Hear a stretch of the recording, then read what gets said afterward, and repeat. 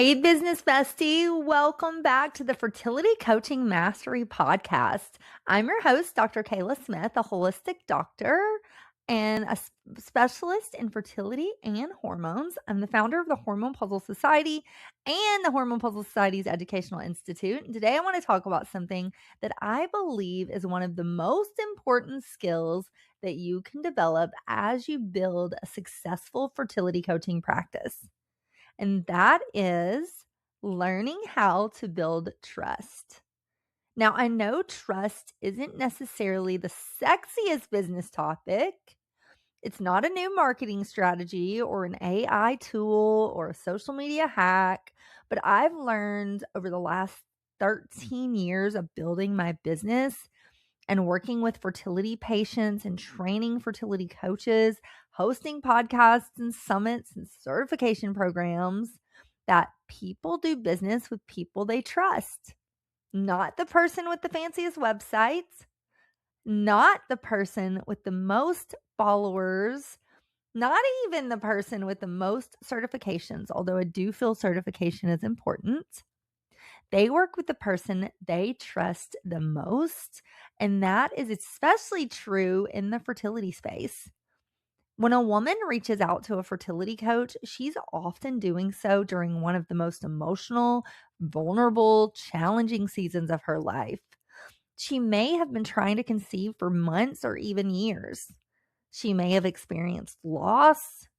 She may have gone through failed treatments and told everything was normal from her conventional doctor, when deep down inside, she knew that something just wasn't right.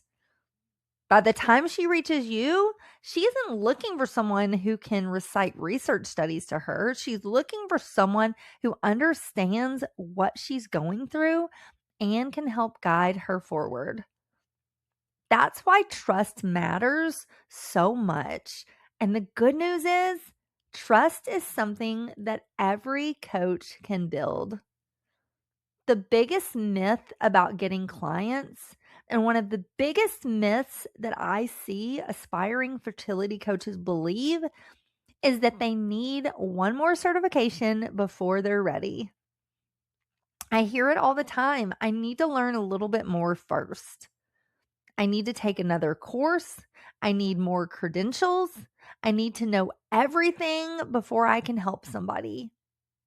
And that is just not true. The reality is that clients aren't hiring you because you know everything. Nobody knows everything. They're hiring you because they believe you can help them. They trust you. Think about your own behavior. When was the last time that you hired someone after seeing one social media post? Probably never, right? Most of us follow somebody for months. We see tons of their content. Every time we open their phone, there they are. Sometimes it's over years. We'll listen to their podcasts and read their emails and watch their YouTube videos, consume their content, and we honestly start feeling like we know them. I know I do. And that's how trust is built. It's built long before someone ever books a call with you.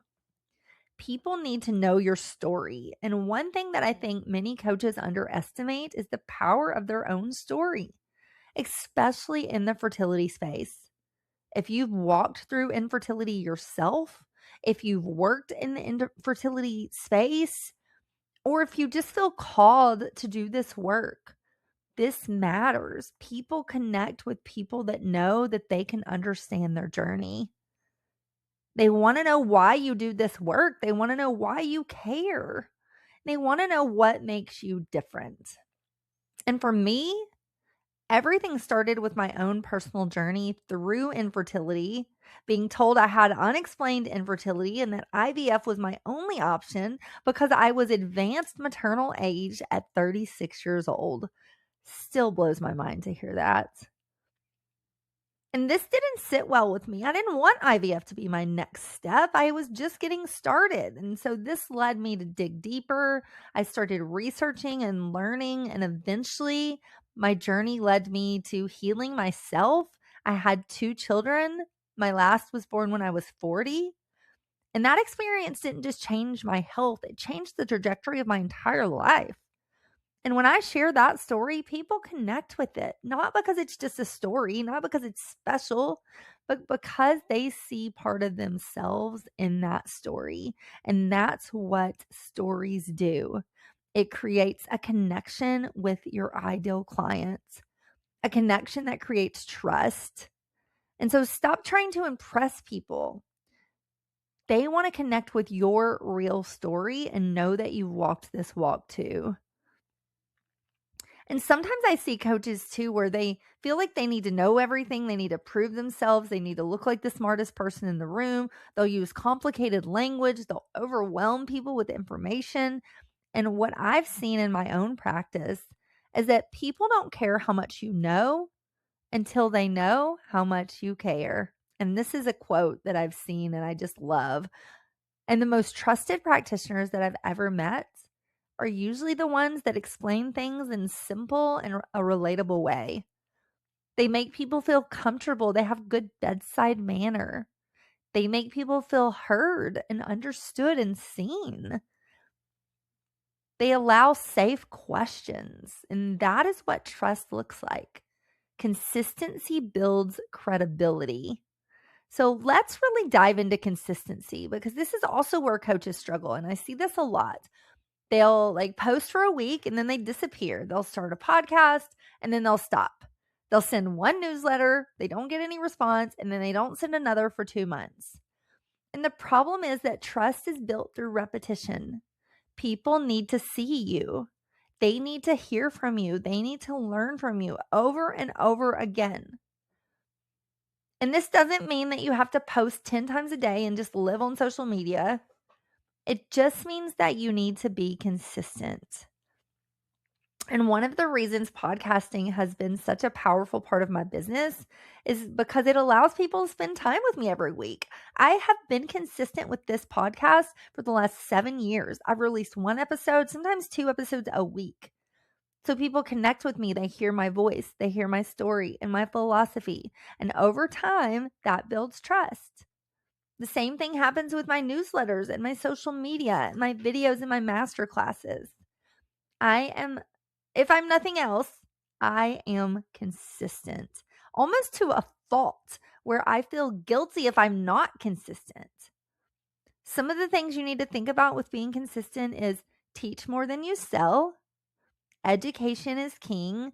Give away your best stuff. I know some coaches say not to do that, but give away your best stuff. And the more you can give away your good stuff, think about what people will start to think. Oh my gosh, if this is her free stuff, what is her good stuff? What is her paid stuff going to look like? And so that's what I encourage you to do is really think about your content. And one of the reasons why I think content marketing works so well is because it allows people to experience what it's like to learn from you before they ever become a client.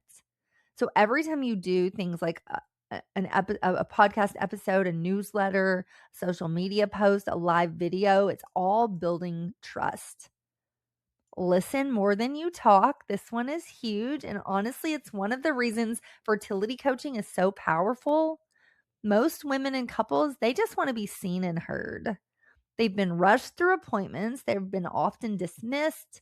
They've been told their labs are normal. They've been told to keep trying, to stop stressing, to come back in 6 months when things are failing after they've had 3 miscarriages, which is so crazy to me.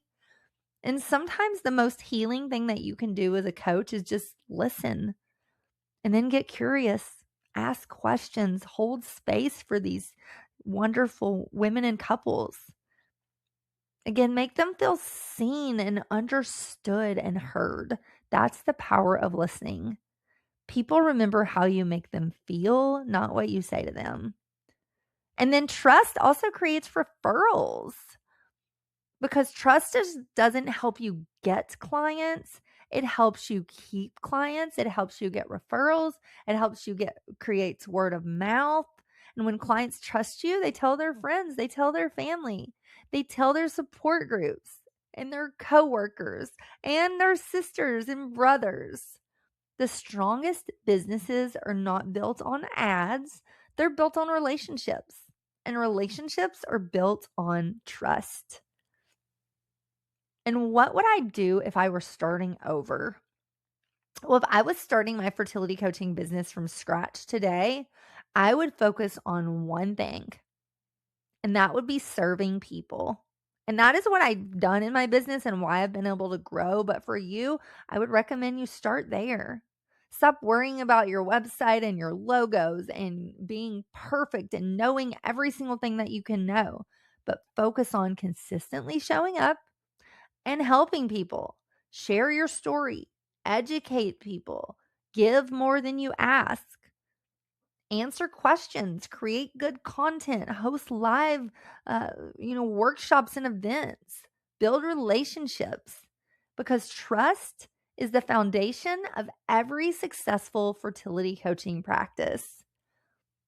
And if you're listening to this today and you're wondering how to grow your fertility coaching practice or how to start a fertility coaching practice or add fertility coaching to your practice, and stop asking, how do I get more clients? And start asking, how do I build more trust? Because when people trust you, the growth will follow. And so will the referrals, and so will the opportunities. And trust isn't built overnight. It's built through consistency, authenticity, education, and genuinely caring about the people that you serve. And the beautiful thing is every single one of us has the ability to do that.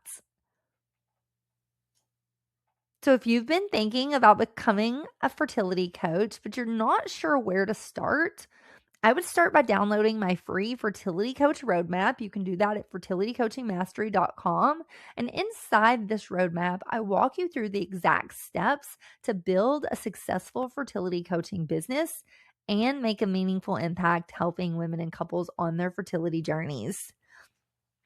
And if you want more personalized guidance, I also offer free connection calls.